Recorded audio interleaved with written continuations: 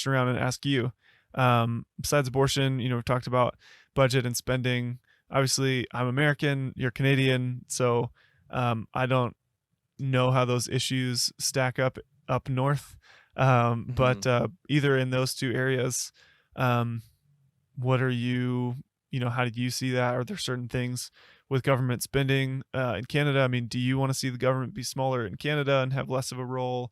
Or are there other things outside of what we've already talked about that you're really passionate about and learning about and want to see change politically in Canada?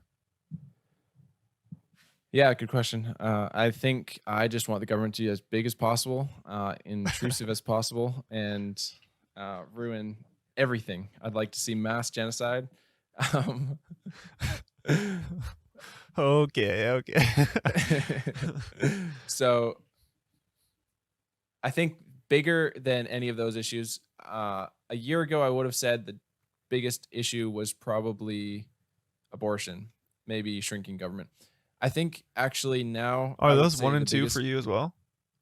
No, that's probably what I would have A year had as ago. one and two. Okay. Yeah, I think something even before establishing those things is the protection of speech. Mm, And I think there's a reason that it's yeah. so central to the American Constitution.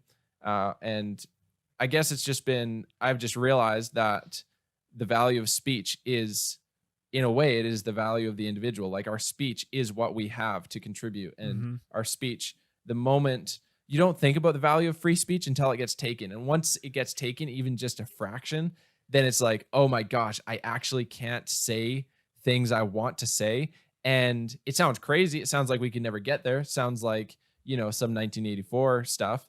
But the fact is that has happened over and over and over for all of human history. And Mhm. I think a good question to ask with this kind of stuff that I've been asking myself is like, how come I think that we're different today? How come I think that we are just so different from every other society in history Mhm. who's gone along the same patterns? And I think there are like vague answers to that question, but there's not a solid answer. And so, because I feel like so many people just think, no, that's like, yeah, they suppressed speech in the German regime, they suppressed speech in the Soviet Union, Mhm. and yeah, okay, yeah, like Mao suppressed speech, and yeah, okay, they've suppressed speech basically like in almost every civilization ever. And this is one of the only civilizations in time in human history where speech has been given the central value of freedom. Mhm. But there's not that much. Like, I feel like a lot of people would say, yeah, it's happened in the past, but that's not going to happen now. Like, we are different now. And people just have this general sense that we could never go back there. We could never go back to restricting speech. But I just feel like you have to give me a reason why we're different. If you're going to say that, well, like, what makes us different from the Soviet Union? What Mhm. makes us different? Is it just that we're richer? Like, it's not going to take that much to pull the wealth out from under us. Like, it wouldn't take much at all. Yeah. And so, are you just making the assumption that we'll stay in this like tight little balance Hmm. of us being so wealthy and well off that we're going to continue pushing these values? So instead of that mindset, I think a good mindset is just to actually understand the value of speech. Speech is who we are. It is our way of communicating my soul to you, and that's part of why this podcast matters. Is I feel like I say this every time, every episode. I'm like, that's why we need to be doing this podcast. It's like, just don't say it, just do it.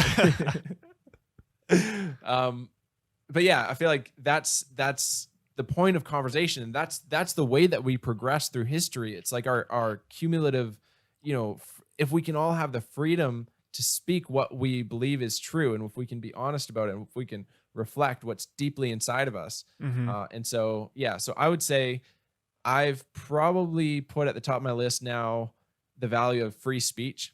So I think political correctness and the way that political correctness is starting to have power over free speech. Mhm. I would say that is becoming a bigger issue to me than anything else, because Yeah.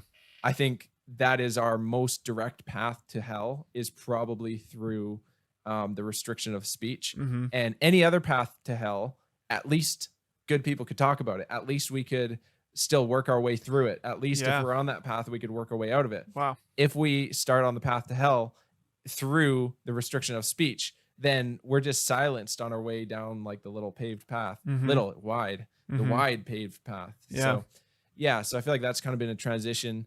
And yeah, Canada's not looking so good on that front. Canada Mhm. is literally beginning to restrict certain speech based on critical theory, based on exactly what we're talking about, based on identity politics. It's, you know, Mm. there's laws that are passed in Canada that have been passed in the last 2 years.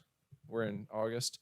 Um, that have been passed in the last like 2 years that are at the core of them the first laws ever in Canada to restrict free speech, and those are the Bill C-16. I'm sure you heard all about. Mhm.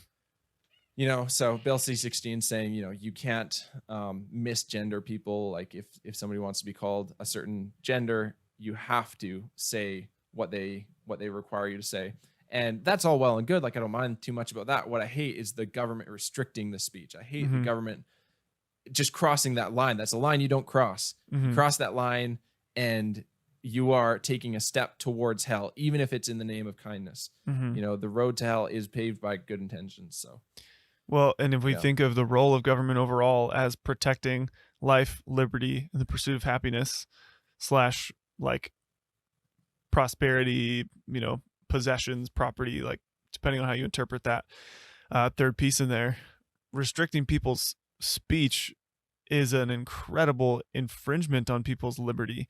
And so you're not only not protecting it, you are directly yourself as the government stepping in Mm-hmm. and limiting people's speech to say, hey, no, we're going to be the ones who decide. We're the arbiters of what's okay, what's acceptable Yeah. in terms of, popular language. And so, yeah, it's crazy.